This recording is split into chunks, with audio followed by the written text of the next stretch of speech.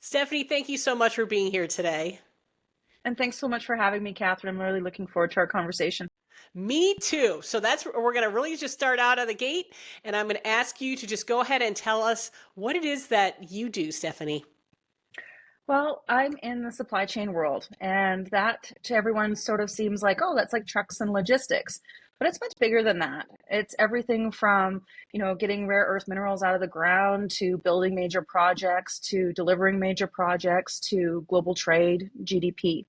So, my current company, the Forbes Group, I work with different business owners, companies, individuals, academia on advancing everything in the supply chain space. That's public policy, that's workshops to help organizations and individuals advance their learning credentials, and that's working with academia to make sure that what we're teaching students is what they need in industry and close those gaps. Wow, wow, and wow. That sounds so incredibly cool. It's So fun. it sounds fun because there's a lot of parts to that, and I have to say a lot of parts that kind of interest me. I like the I like the part about the rocks, and I like about the part about public policy. These are all things that interest me. How did you get into this career? Wow, it's a great question. I actually stumbled into it. So I was busy taking my degree. I was taking night classes at the time. And this job came up called junior buyer. And I was like, I'm going to get paid to buy stuff? This is so Well, cool. first, what was your degree in? What were you studying? Business. So Okay. I have a regular run of the mill business degree from a local university here in Canada in the province of Alberta. It's called U of L, or University of Lethbridge. And at the time, I ended up on a big project, about $1 billion project, buying all sorts of stuff that was engineered components. So highly specialized, one of a kind, special metallurgy kind of stuff. And it just got interesting and more interesting from there. And Yeah. one of the things I found out is I'm really good at solving problems, all kinds of problems. And so when you're in the supply chain space, especially when you're in like major project space and, working with, the dynamics that we see playing out on the geopolitical stage, you got to Mm-hmm. be really good at solving problems, and you have to be able to kind of keep your opinions in check and be able to just deal with the facts to come up with a solution to solve the problem. Because often people get really emotionally tied to an outcome that may or may not have anything to do with what you're actually dealing with. Exactly. And I've dabbled in public policy, just from the standpoint of being a woman-owned business and trying to, work on things in that regard. And it's always a little bit of how to kind of finesse the conversation, because you know what you want your outcome to be. You really hear what that maybe your opposition is saying, and I was like, I understand that. I understand even why you say that. Yes. However, this is what I want, and here's why it's even a better idea. And it works well when you have two parties that are kind of in that discussion debate sort of understanding. But and I'm sure you have too, just run into people where it's just like, no, this is it, and you're not going to change my mind sort of thing, which Yeah. makes it a little more challenging. It does, and so then you have to what I call the third alternative. So it's trying to navigate a space adjacent to the one that you're in, and try and get some traction around something that isn't directly the big thing that's making everyone's hair on fire, Yeah, and see if you can't work it sort of some from I call sideways in, yeah. and then you can sometimes get some rapport and get some traction. And then, there's just sometimes people won't deal on a certain subject, and you have to then, identify that early and come up with an alternate plan. Yeah, and I love also to just trying to figure out what their end game is too. Hmm. And it's like, okay, I might be way over here and you might be way over here, but we both know what we want to be happy. So if what I'm saying to you is going to, especially if you're dealing with, politicians or people in roles where they get elected, for example, that's the end game. They want Yeah. to be reelected. So you have to kind of say, okay, what would your constituents want? What would make them love you more? Was always kind of the approach that I took. So I don't know if that's the same in business, or is it a little Yeah. different? Yeah. So it's perception and perspective. So one thing that I try to do really often, and, as hard as I can, is really understand the other person's perspective. because their perception of mine or their perception of the situation might be drastically different from my own. So Yeah. taking that sort of step away from yourself, going, am I really understanding what this other person is saying and where they're coming from? Do I actually understand? Because often we get caught up in our own narrative, and we can't necessarily lend ourselves to think the way the other person that we're trying to talk to is, or understand where they're coming from. So Mm-hmm. really taking that time to understand the difference between, your individual perception and perspective and the other person's perspective. And so that's, I think, one of the really good places to start, especially if you're going to try and negotiate something, is really making sure that you've got that kind of figured out, and you have some empathy around what it is that they're trying to convey. Yes, and those are all great notes for any kind of business.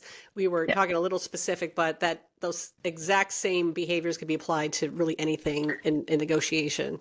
100%. What part of your job is your favorite part?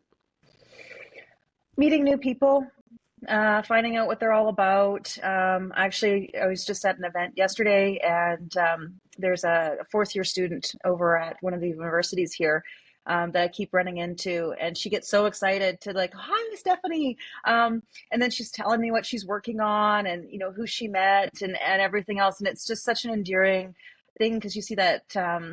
So that youthfulness and that Yes. excitedness, and then there's some topics that were being talked about. She's like, well, "What does that mean?" And, like, where's that going? And it was neat to just sort of be a bit of a mentor for a moment to this this young lady who's got her whole career ahead of her and is in her last year of university, and it's just, that's kind of what makes my little heart happy. I love that. I love that so much. Now, you basically said you kind of fell into this. Hmm. So you had to have had some sort of superpower that you were unaware of at the time as a child, that kind of led you to this. So what did you really, really love doing as a kid? Let's think about like maybe 8-year-old Stephanie woke up in the morning, school day, snow. I mean, it's not a school day, it's a snow day, or it's summer vacation. What were some of the things that Well, you really loved to do? so my ultimate favorite thing is riding horses. So I Oh, would beg, how borrow, awesome. and steal a ride from anyone on any horse at anywhere at any time. So you didn't And have horses. This was other people's no, horses. these are other people's horses that I Love had to it. figure out. And so I spent most of my childhood and even up until I was a teenager trying to figure out how I could ride other people's horses. Um, and I did. And I would convince them, and I'd go out and I'd take care of the horses and go and ride them and everything else. And the thing that is really interesting about horses is they let you know when they don't like what you're up to. But they also really want to be a partner. So they really would like Mhm. to figure out where you want to go, but you got to figure out how to do it together. So without a lot of verbal communication, you've got to figure out how to work with a 1,500-pound animal, and you've got to figure out how to get them to want to work for you and with you. And so I think that's probably been the strongest trade-offs for me in terms of my business, is because I really pay attention to nonverbal cues. So like body language, eye contact, fidgeting, how people are breathing. And it gives me an indication. Are they nervous? Are they stressed? Are they thinking about something else? Do they not like what I just said? Does that word bother them? And I think, being around horses has actually really taught me a lot about, I'm going to just say, nonverbal cues, because you got to really pay attention, because it tells you way more sometimes than somebody's word choices will ever tell you. All right, so nobody has ever had a thread like that that connected their childhood to what they do now, but it is so freaking perfect. And I think a lot of people could, I mean, many people have obviously not ridden horses, but I think that's also a great tip for anybody in business is those nonverbal cues on things. That's why sometimes, we were told when doing interviewing or meeting new people, you start that mirroring process Mhm. where, like if you start nodding, I start nodding, or you start Yeah. rocking, I start Tilting. rocking, or tilting, or things like that. Do you find that that is equally as true with humans? It, Yeah, just being it perceptive like that? it really is. And so when you're in with a group of people that are really trying to get to an end, you'll see them start to mimic each other. They'll even mimic word choices. They'll mimic word behaviors. Um, their cadence and tone will start to mirror each other. So there's a lot of that when you have groups of people that are trying to really work together. one of the easiest ways to make somebody feel at ease is to replicate their manner of speaking when in those first couple minutes Mm-hmm. of talking to them, because then it makes them feel like they've been heard, and then they have a stronger level of comprehension. So it depends on where you're sitting at in the, I don't want to say in the power vacuum, but Mm-hmm. within two people, you're going to have a bit of a power vacuum, and you see how the two individuals fill it. And if you're up against somebody that really wants to fill that vacuum, then you need to, let them. If you're wanting to kind of come out with an ending that you enjoy, two people fighting over a power vacuum usually just ends up in conflict. And Yeah. so, trying to figure that out really early on, but also mirroring and mimicking language is just, I find, super helpful just to make the other person feel more comfortable. Exactly. And do you find that it varies between men and women? Yeah, women, we love to make everyone feel happy and calm. We don't want to get in there and fight over stuff. We want to first make sure everyone feels good. Where guys kind of like, okay, let's get down to it. Like, what's the thing? Let's do the stuff. And you'll find more seasoned male negotiators will start off with something personal. How are you doing? How's your family? How's your Mm-hmm. dog? Mm-hmm. Like they'll try and get in some of those personal things first before diving in. And So women always want to know, cute like, before they strike. yeah. But do you ever notice, like, if you're talking to a lady or a woman at the other side of the table, and they're like, "So, how'd you sleep last night?" And you're like, "Oh, It is a lot more personal. The questions are a lot more personal. They're not those general "how's the weather" sort of thing. yeah, yeah." You get So really into it. exactly. So what would your ideal client look like? So I've got a ton right now, and I initially was like, my ideal client is this kind of money or this kind of business, and I've got everything from some great startups in the software as a service and the nutraceutical space to Oh wow. educational arms of institutions looking for workshops, to multinational, multi-billion-dollar companies looking for workshops or maybe some consulting. So I used to have like it's this one thing, but I'm receiving a lot of requests that kind of sort of upset my original thought Mm-hmm. process on how this worked. So really, I like to work with individuals that have an issue within the supply chain business space. So maybe they've got a product they're trying to distribute. Maybe they've got a project that's ongoing. Maybe they need some education for people who are in the supply chain space within their organization. It could be construction related, like a major project. It could be a nutraceutical. It could be a number of different things. And I'm finding that I'm being asked on a large number of varying projects, which I find absolutely fascinating and super enjoyable. I think that's cool. And it sounds like it's a continuing learning process for you too. It is. It keeps me. I get bored easily, so the constant things changing and the new stuff. I'm like, oh, let's get into this. What's Yeah, this rabbit hole? it's so funny that you say that because I love learning too. And I'm wondering if it is because I get bored easily that I have to constantly be challenging myself with something, some sort of new thing, you know? Yeah, I'm constantly googling something, trying to Yeah, figure out me what is that? too. What's that word? Me How too. is? What are they talking about? I got to Well, look just this. before our call, I was like, what is tempeh? And I'm like, oh, this is soy-based product, high in Now I protein. I know. gotta look that up. I am the exact same way. And it's so funny too, maybe you do this as well, is I'll be watching movies with my family sometimes too. Like, where have I seen that actor before? And then you start going down the rabbit hole of like you look up the cast and then you look up all the movies they made and it's like, oh, we know this guy from this, and this. But it's just this Yes. I mean, it's a little, more of a frivolous sort of lookup, but it's like I can't not sit there and watch the movie and not know where I've seen this person before because that would be ridiculous. I must know the answer to the question. It's like it's just hanging out there and I don't know. But yeah, I have to constantly look it up. I don't know what I would have done. What I did do before, I guess I used my parents' encyclopedias a lot when I was younger, you know? Same Encyclopedia Britannica. We had a Yes, whole wall of them. we The did micro too. and the macro. Yeah. We did too. All right, so we know that we love learning, but I want to know Yep.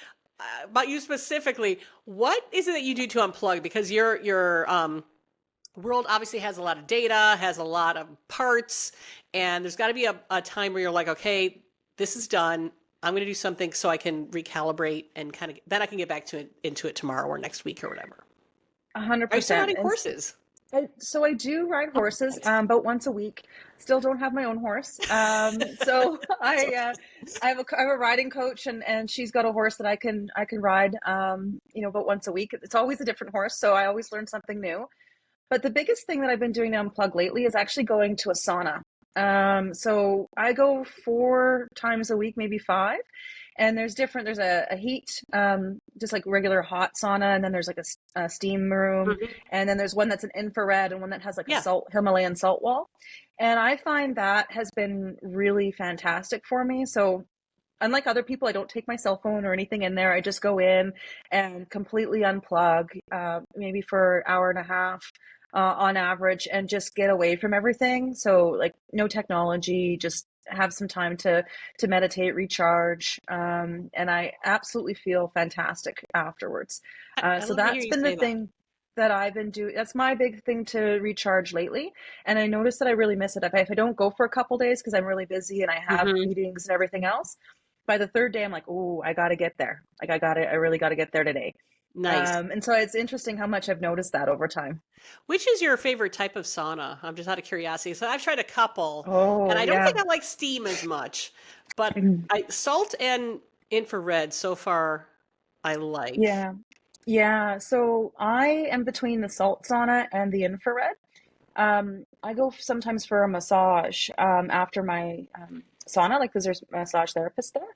And Hmm. so if I do an infrared half hour, like in the sauna for half hour and then go for a massage, I Hmm. have the world's best massage.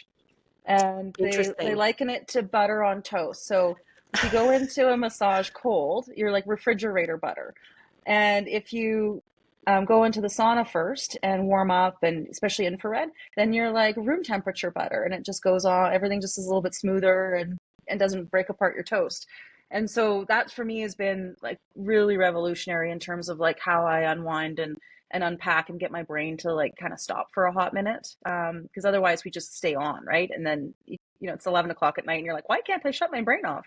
Exactly. And that is a pro tip that I am going to uh, take with me the next time I get a massage, because and again, I did not even know that, and so I've learned something too. I think, and when you explain that, I'm like, that makes absolute perfect sense. Get a little loose before you go into that massage, and it's got to be just a deeper, better massage. Yeah, it doesn't, everything feels better. It doesn't, like, it's not so ouchy. Sometimes if you Hmm. like a knot or Hmm. something, it's easier to work through. It's an absolutely 100% better experience. And then I also go to the infrared after the massage just to flush out all the Toxins and stuff. Yeah. toxins and everything. And yeah, and then I have a little kombucha and then I carry on back on my way. I wish you lived closer so we could hang out because So do I. I think this this would sounds be fun. like heaven. I'm hoping heaven has saunas now that I think about it. I just want And kombucha. I kind of like and that stuff. I mean, it all makes perfect sense, and I love that you have kind of discovered this combination because I would have never thought about that, but it makes absolute perfect sense. Yeah, so that's what my big thing has been lately, though.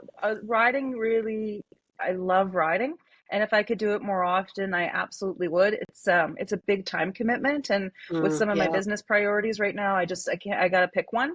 But I'm really hoping that on the horizon, I'll be able to weave that back into my life and buy a horse. Well, like I said, there's nothing wrong with borrowing one for the rest of your life. I mean, it's probably a little bit Yeah, cheaper in some regards.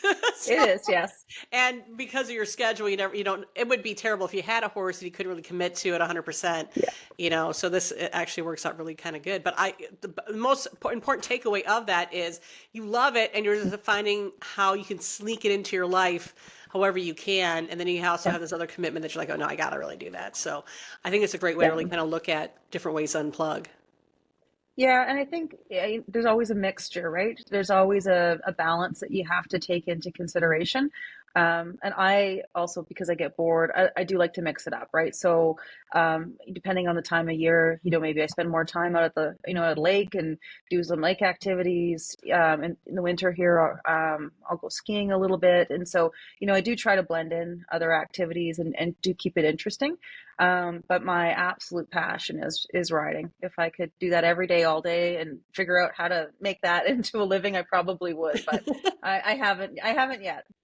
Well, there's time. There is. There is. Work forever. Come on, so maybe eventually, Absolutely. Absolutely. This has been so incredibly delightful. You have just brought such joy to me just with this conversation. So thank you for that.